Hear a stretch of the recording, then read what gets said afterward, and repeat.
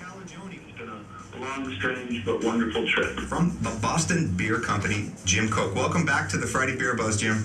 Well, it's nice to be back. We are normally from Aberdeenshire in Scotland. From Brewdog, we have James Watt and Martin Dickey. Welcome to the show, guys. Biggest mission today is just to make other people passionate about great craft beers as we are. And now, the three-time winner of the Pennsylvania Association of Broadcasters Excellence in Broadcasting Award, the recipient of 2 Pennsylvania Associated Press Broadcasters Association Awards for Excellence, promoting and advancing the craft and microbrew culture in Northeast PA. This is another edition of the Friday Beer Buzz! The Friday Beer Buzz, powered by Sabatini's Pizza and Sabatini's Bottle Shop and Bar in Exeter. Sabatini's, the area's greatest selection of rare, craft, and imported beers. Growlers and crowlers and 37 rotating drafts at Sabatini's Pizza and Sabatini's Bottle Shop and Bar. Wyoming Avenue in Exeter. Did you hear that? Everyone, like, salivation is going on. Salivation. It's Lindo Sabatini from Sabatini's with us as always. Hi, Lindo. Good morning. You had to do that, didn't you? I felt like it. The smell is just fabulous. And Bill from mybeerbuzz.com is here as well. Hi, Bill. Hey, happy Friday. And Happy Friday. Nancy, if it's any consolation, just yesterday I got a parking ticket, parking at work in a parking lot that I've been parking in for decades.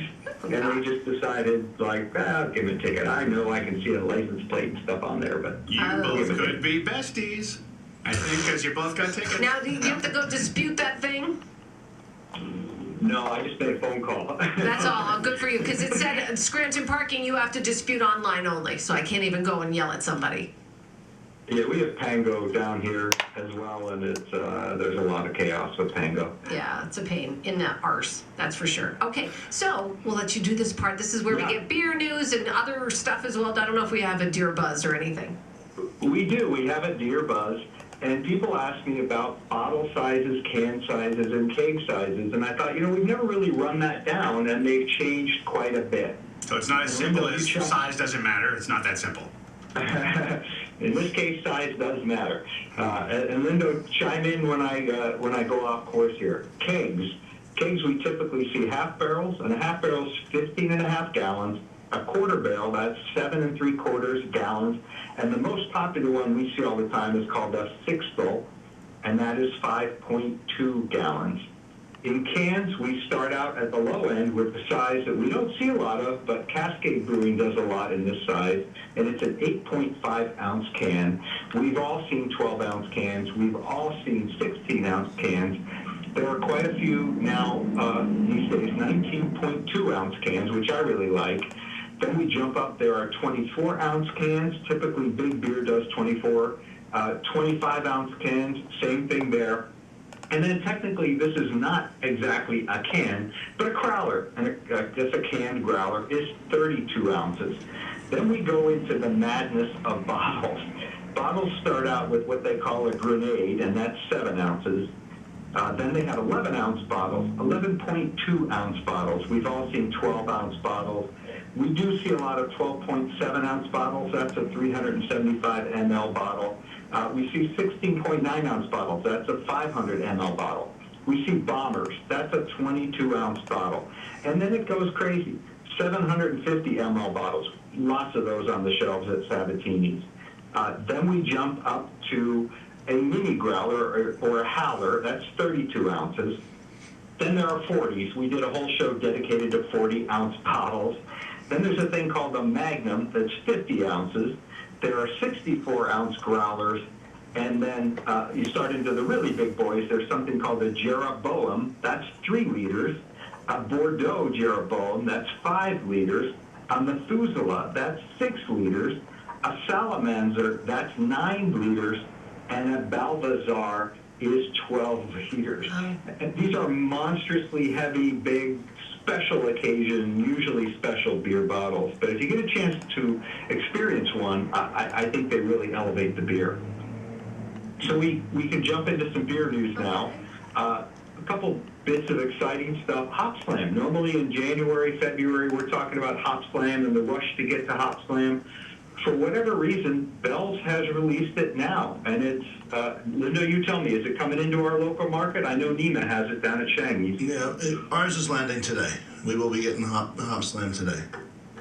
So there you go. Get out there and get it while it's fresh. Hop Slam is best fresh, and it's best to taste it when it's fresh because that's how the brewers want it.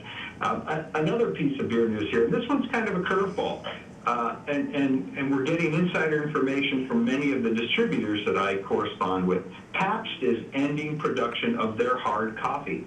I thought it was very popular. It was, in fact, the most popular hard coffee out there, but they're ending production. And Jason, just like we were speaking a few weeks ago, you must have applied a curse to this. Busch, Apple, they made it in June, brewed it in June, and that will be the last time they brew it. Now, Well, that's there are great. petitions. Is it real? Is that really? Did it get canceled? Yeah, they said that June is the last time they're going to brew it, so get it while you can. That is Apple. I can't say the rest. Yeah, I mean it's off most shelves already. If you do see it, you should buy it then because it's always done well for us. I'm surprised it's gone. It's not. It's like I said. It's not horrible, but I would never crave. No, I think it's good. Yeah. I don't care if it says Busch in front of it. It's actually a good beer. I don't wear the labels. I like the taste and the flavor. There are petitions out there to bring both of them back, so stay tuned. Some of these things they do like a little unintended PR stunt, so stay tuned on that one. Founders is adding Sweet Repute. That beer is coming back. It's a wheat wine, and that's coming to their barrel age series at 12.8% ABV. They're adding a Michigan-only series or a beer called 86 Bananas, and it's based on a popsicle, and it's a collaboration with a popsicle company called Any Color You Like, and they apparently have a banana dragon fruit popsicle, and this beer is patterned after that, and it is 7% ABV, 750 ml. And our last little piece of news, part of their Bourbon County brand stout line of beers, Goose Island is doing a 30th anniversary 1,000th batch of Bourbon County brand stout. The beer will be aged for 100 days and packaged in specialty 500 ml bottles. So get out there, watch for that one. I'm not sure how far that's going to make it from the brewery, but if you can get your hands on it, get your hands on it. So that is our beer news for the day. As always, you can go to mybeerbuzz.com and click on the Breaking Beer News tab for more details. All right, thank you. Our featured beer. Am I cheating on my wife with It this? smells great. Am I cheating on my wife? It says it's a Mistress something. In the title, yeah. What do we have here, Lindo? I'm a funny person. I get it. There was a stretch, but I get it. What you got? I don't know. What's this? I don't know. Listen to you and your one-word and three-word answers. This beer, I figured, we're still in the season. Yes, it's getting cold. It's still fall. And everything with beer jumps so fast. All of our Christmas beers are landing already. We have a lot of the winter seasonals landing, but we gotta still remember we're supposed to be enjoying fall seasonals. This is from Kutztown, Saucony Creek Brewing. This is their Maple Mistress. Okay. Which is, what do you think? What style is it? Oh, I feel like it has some hard alcohol in it somewhere. No. All right, I think it obviously doesn't have that. What style of beer is this? Yeah. What do you taste? Let me see. Besides maple. Besides the maple. Is there like a little coffee in it? No. You just say no to everything. Cheerios? No. I'm struggling. Wait. Oh, like You don't taste butternut squash? Is that what it is? No, is it?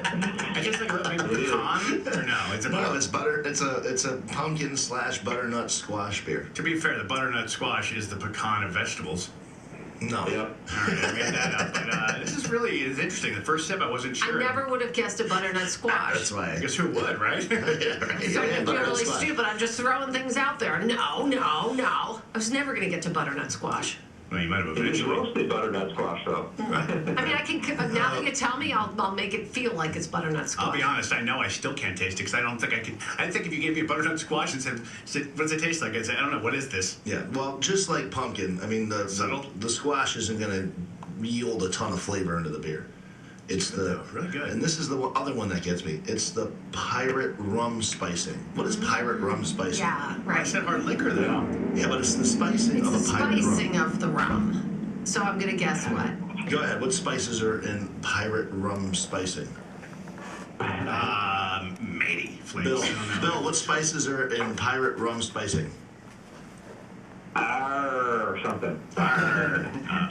You're talking Cinnamon? orange Like some peel, cinnamon, yeah, like orange peel, peel, allspice, cloves, allspices. cinnamon, Like a coriander. pumpkin pie kind of thing. That's what you taste in any pumpkin beer, are all the spices Right. they put in it. You're not really getting a ton out of the gourd. Right. But this one, I thought we've done well with it for a bunch of years. This is on our shelves right now. It's kind of an interesting spin on the pumpkin beer. Yeah, it looks really nice. I like the can too. I like the artwork on. These are the Yeah. cool things that you see I about this. really like this beer. It's Yeah. weird. This is the first time, like, first sip was kind of like, and then the more the fact that the butter picket, no, Butternut Butternut squash. squash, Sorry. not pecans. Sorry, the squash. That had nothing. It didn't change how I felt about it. Sometimes it gets in my head and it changes. This is perfect. Yeah, I this love is a really good One of my major problems with any pumpkin beer or butternut squash beer is when they start to taste like a Yankee Candle when there's too much spices and you're like, what is that? It's perfumey? No, this doesn't do that. No, this one's really, really good.